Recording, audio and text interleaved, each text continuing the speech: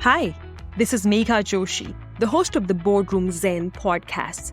This show is created for the ambitious business leaders. Are you someone wanting to play big? Want to possess a strong brand and executive presence that makes you belong in every room you walk into? And all of this without putting your personal life on hold? If the answer to those questions is yes, then you are in the right place. In this show, I sit down with best-in-class leaders to distill their wisdom while sharing what helped me stand out as a Fortune 100 executive. So let's get started. Our guest today is the managing partner at Awareness in Motion.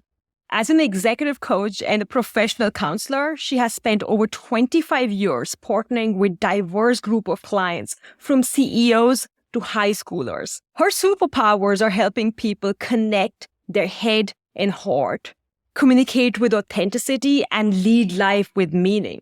Her work has benefited so many leading organizations such as MasterCard, World Bank, Columbia University, high schools across the country, and most recently, NYPD. Please join me in welcoming Sarah Suotoni to the show. Sarah, welcome. Thank you. Thanks. Full disclosure for the listeners. So Sarah and I were actually introduced through a common connection, somebody that we both highly admire and look up to. And I finally got a chance to get to meet Sarah over lunch last week in New York City. And I have to say, in those 2 hours, I was absolutely blown away by hearing all the purpose-driven work she's done for these top-notch organizations. So Sarah, you're clearly changing the corporate DNA through the work that you and your team are doing. So why don't we dive into a little bit of your background? And if you could tell us a bit about your early years and any key moments that led you to where you are today. Sure. So I think I'm going to go way back. Really graduated high school and charged off to Cornell's School of Industrial and Labor Relations with this idea of changing the world, right? So I wanted to do, funnily enough, I think, what I'm doing now. And I'm not going to tell you how many years ago that was because it was a really long time ago. So I wanted to help create cultures of kindness and connection, meaning-driven, purposeful work within industry. I grew up in Pittsburgh during the steel mills closing. And so this was a big topic in my early days. And I spent a year at Cornell. And in that year, I think I may have had what we could now call a nervous breakdown. We didn't use that language back then. Yeah. I started to not be able to wear any clothing that hadn't, because of the exploitation of workers. I mean, I wore clothes, but only certain ones because I was concerned about child labor. I started to not be able to eat food if it had been grown by migrant farm workers. So before the year was out, I was really kind of crushed by the reality of the suffering and the struggling and the brokenness and the chaos and the complexity needed to create change. So I think my first epic moment was an epic failure.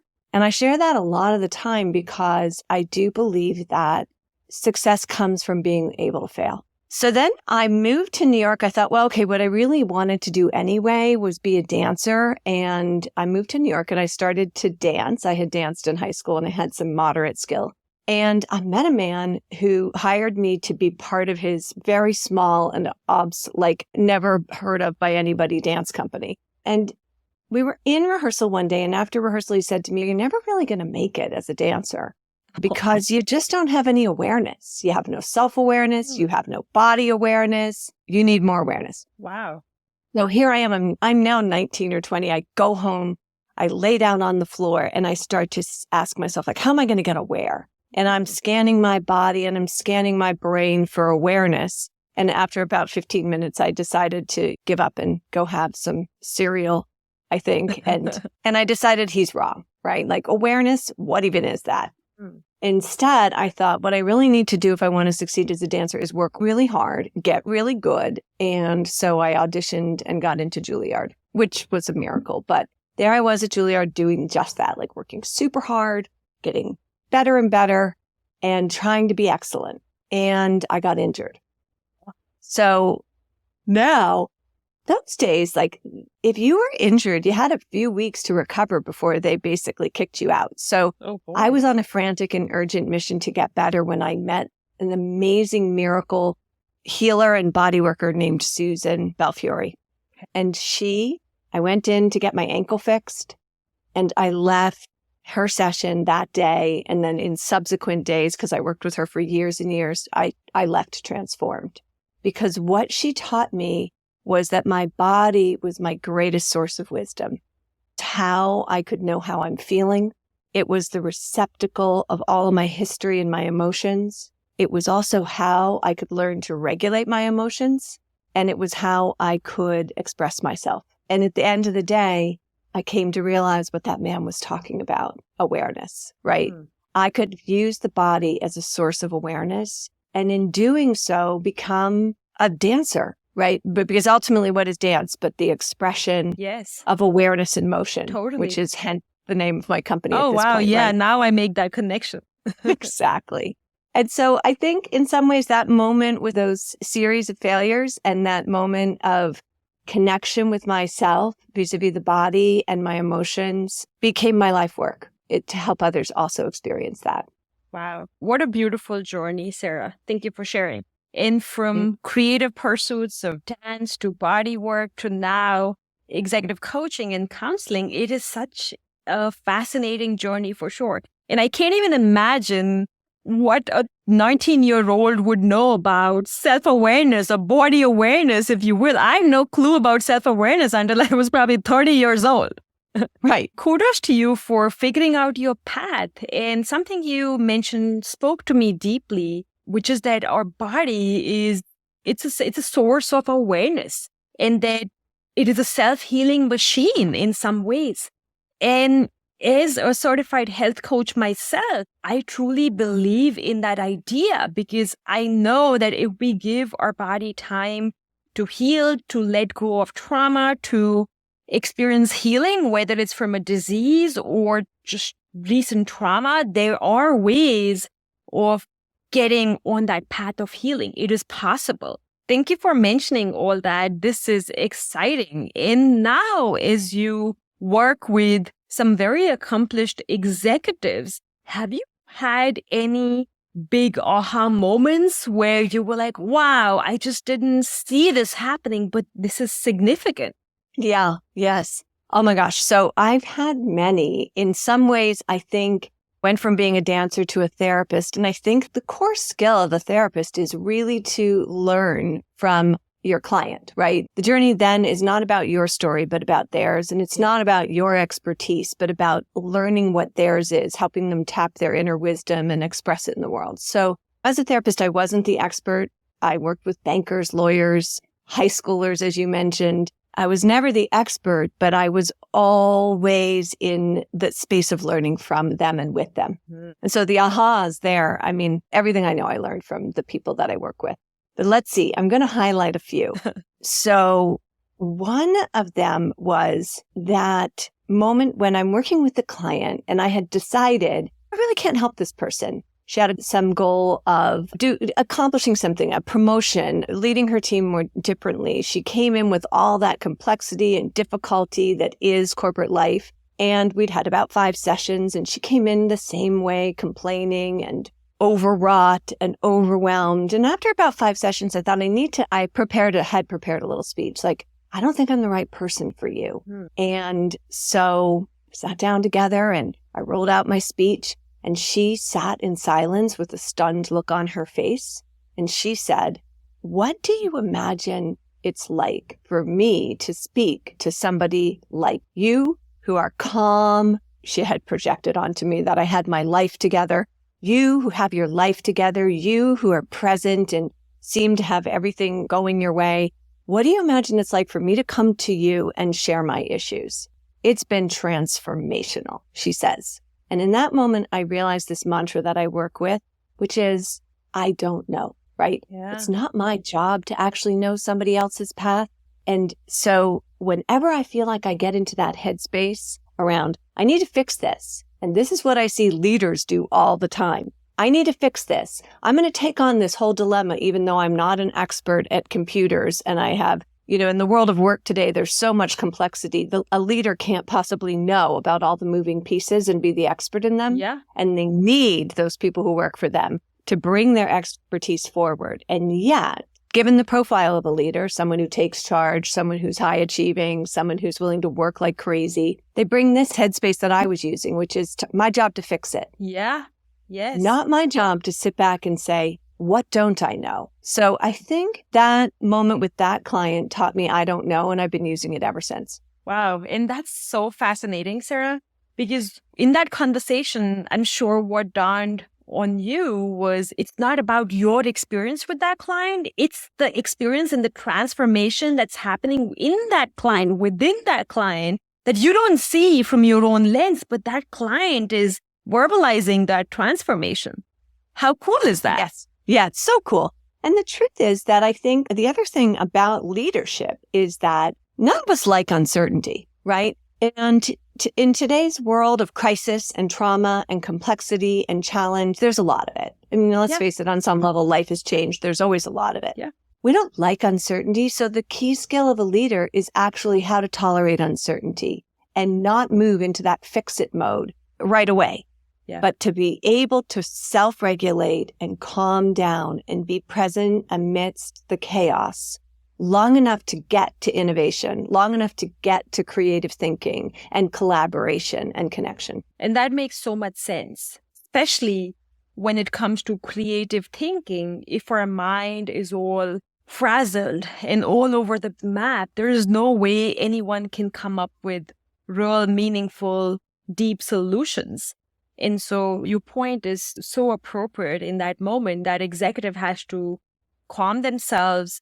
They have to be fully present in that moment and not necessarily try to take on the fix-it attitude, because they can't fix everything. And there's going to be ambiguity and uncertainty, and that's okay.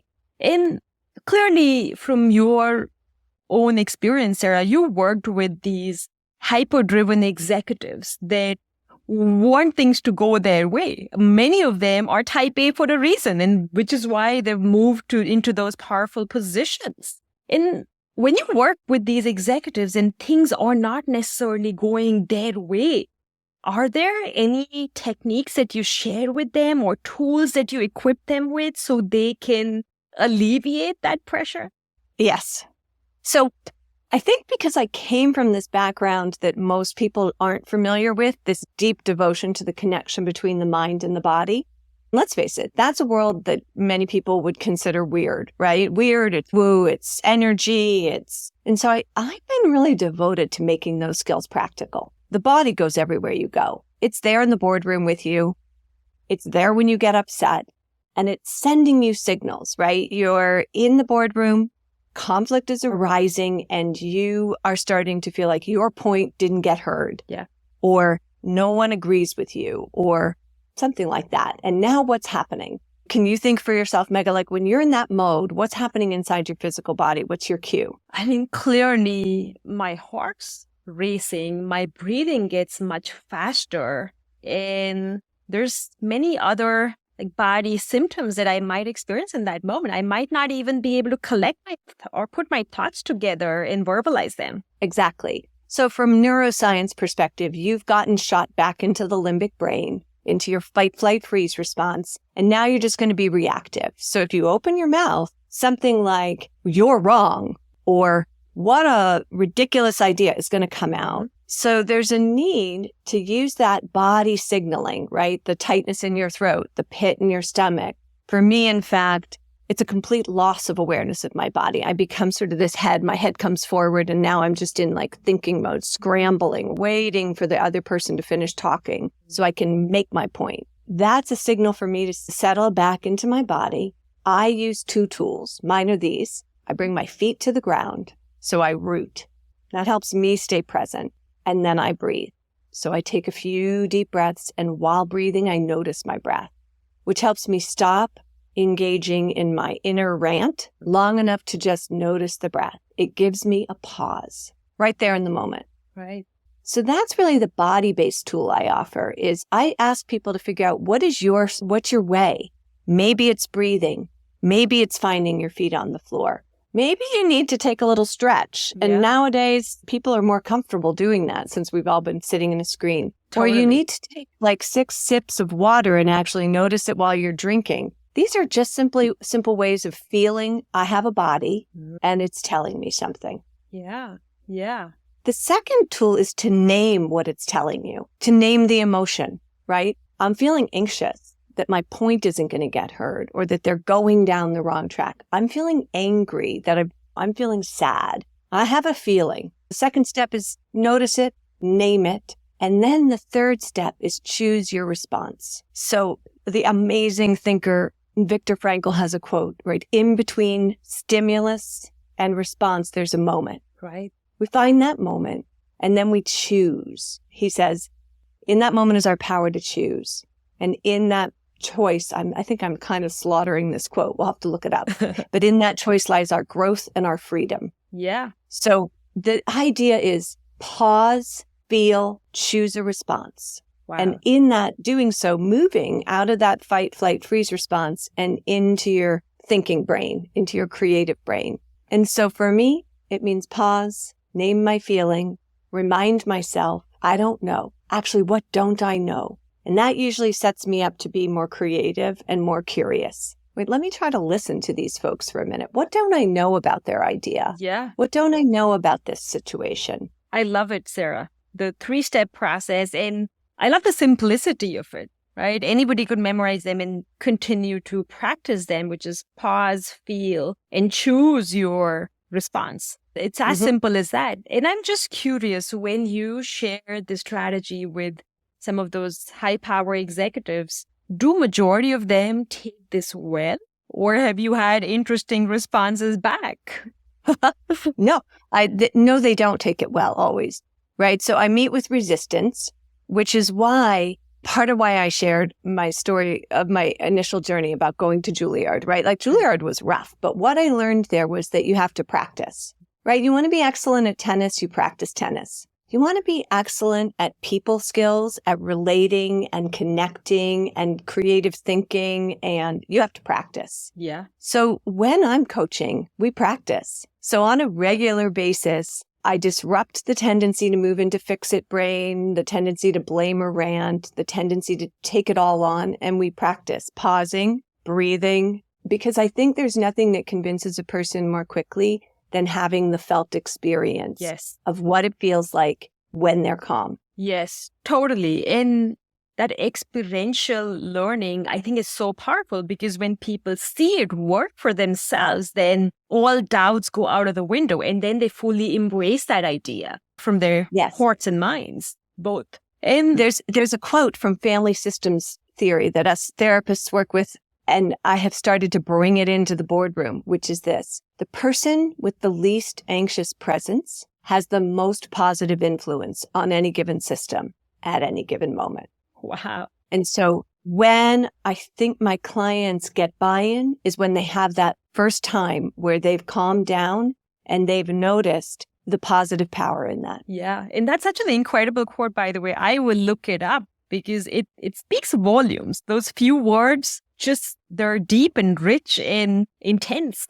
Yeah. And I'm sure that's why they speak to your clients. And as we dive into this conversation, Sarah, I know you are a big believer in mind-body connection. And so am I. Believe that thoughts that we put into our minds, they are manifesting in the form of emotions or feelings that we're experiencing. And these are chemical reactions that are going about in our body. And then that's causing us to operate a certain way, and it's changing. Our mind is changing our body, and vice versa is also true. And so I'd love to hear your take on mind-body connection and how do you see it play out in the corporate environment? Such a great question. I mean, how I see us historically, how it's played out is that the corporate environment has been one which is extremely disembodied. Mm-hmm. People leave their body behind. And we even have messages about that, right? Like leave your feelings at the door and really don't bring your body in. It's okay to be on screen. It's okay to actually do most of our work alone in isolation. Yeah. And so the body's been left out for a long time. Where I see the power of bringing the body in is that as you said so beautifully just now, our body is how we know how we feel. If you can't know how you feel, feelings are our greatest motivator. If you don't know how you feel, you can't get motivated by feeling, or you can get dysregulated and derailed by your feelings. Mm-hmm. Our body is our greatest tool for calming down and regulating. But it's also our greatest tool for self-expression, right? They say that 70%, Amy Cuddy did wonderful work on body language, a scientist from Harvard. It's 70% of our communication is nonverbal. Yes. So no awareness of the body means no awareness of this huge way that you're communicating to the world. And you can try it out. Like if I sat now with you in this conversation and you and I just sat like this and talked,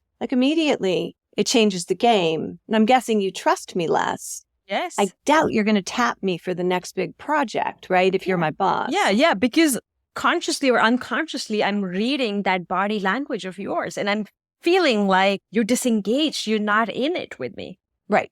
And not to mention that while I'm doing that, I'm causing a little neck pain and a little cutting my breathing off. And so I see a place for learning simple strategies for bringing your body awareness into the way you work. And one of the things that's the big movement since we've suffered this global pandemic is self-care, right? Mm-hmm. Everybody is talking about well-being and self-care. Yes. I get hired a lot for that, as you could imagine, given my expertise. Mm-hmm. And first thing that leaders say to me is, I've got no time for self-care. And now it's just one more thing I'm failing at, which is sad. In many cases, the truth, I have 800 fires to put out right now because of all that's been going on. And now I'm supposed to go to the gym. Yeah. And I think the answer is ultimately, yes, go to the gym or ride your bike, take a hike, do some yoga. Yes, please. Mm-hmm. But more importantly, there's a way of learning how to be more present amidst the doing, right? Mm-hmm. Of course, business is about doing, but business is also about how you be. And the body is what helps you do that. It helps you be present, calm down, notice your feelings, connect more authentically with others. And so it's a tool that you can use any moment. Yes. And that's so profound, Sarah.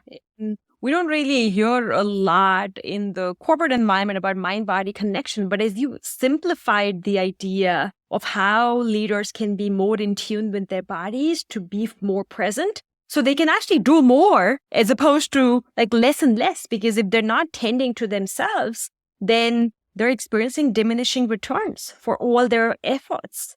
And so I can see that performance or productivity play as well in the mix. And so is there anything in particular, Sarah, that you believe that leaders today need to know, something that they don't know today in order to succeed, that you could share with us? I have actually two things. One that I wasn't going to share, but what you just said made me think about it. Mm-hmm. I want to tell you this quote by Mark Twain, who said once, the more enjoyment you get out of your work, the more money you will make. Yes. Right? So some of the time I listen to myself talk through the lens of a hedge funder, right? And I think, they are thinking, this is all great for her, yoga teacher, body worker, therapist background. But not for me. I'm invested in making money. Well, the truth is, I think the more well you are, the more kind you are, the more connected you are, the more joy you feel, the more money you can make. Totally. And so they're not in conflict. There's no conflict between being well and being wealthy. So I think that's the space we really want to move towards in today's world. Yes. And so I want to leave you with one quick concept, which is good enough. Bring it on. Okay. So when I was in graduate school, I learned this concept from this guy, Winnicott. And he said that an ideal parent was a good enough parent. And I wasn't a mom then. I am now. And it has been my greatest teaching. I was not a mom. And I thought, well, I don't want to be a good enough mom. I want to be a great mom. I want my kids to have a great mom. How am I going to learn how to be that? Just like I had wanted to be a great dancer, like a great therapist, great coach, whatever. So this concept of good enough is really an interesting disruptor, I think, because in this high achieving world, really hard for us to work with the idea of good enough. But as a leader, if you're a good enough leader, what that means is you can fail. You're willing to have humility and ask for help. You're willing to say, I don't know. You're willing to learn at all levels and stages. You're willing to listen to the other voices in the room and let them teach you what needs to get done. Yeah. Because we aren't going to face today's way of working with this complexity and the crises with excellence, I believe. We're going to fix it with good enough, with a willingness to be a lifelong learner, to have the humility and courage to say, I don't know, to figure out how to be in uncertainty and tolerate it with grace. So I leave you with that idea. That's beautiful. Good enough. Yes. Leadership. Yes, I'll remember that. Good enough leadership. And I'll use that too. And at the heart of it is really giving oneself the permission to fail, the permission to learn, the permission to grow, and never believe that you're done, right? That never believe that there's this concept of perfection, because there's none. We're always in a state of evolution. And exactly. And if you can't be in a headspace of willing to fail, you can do really well. You can be excellent, but you can't be creative and innovative. Mm-hmm. Yeah. If you can't fail. Absolutely. And so I think that's what we need right now, right? We need some new ways of doing things. And I think that's how we get there. Totally. And what a wonderful conversation it's been, Sarah. So thank you for dropping all these wisdom bombs. I just want to ask you if you have any other parting words for the listeners here. Something that we often say when I'm working with clients, when we're working in my company is, please take a breath with me. So I would just part ways with you, asking you to take a breath with me. And for the listeners, wherever you are, whoever you are, let's take a breath together. Let's do it.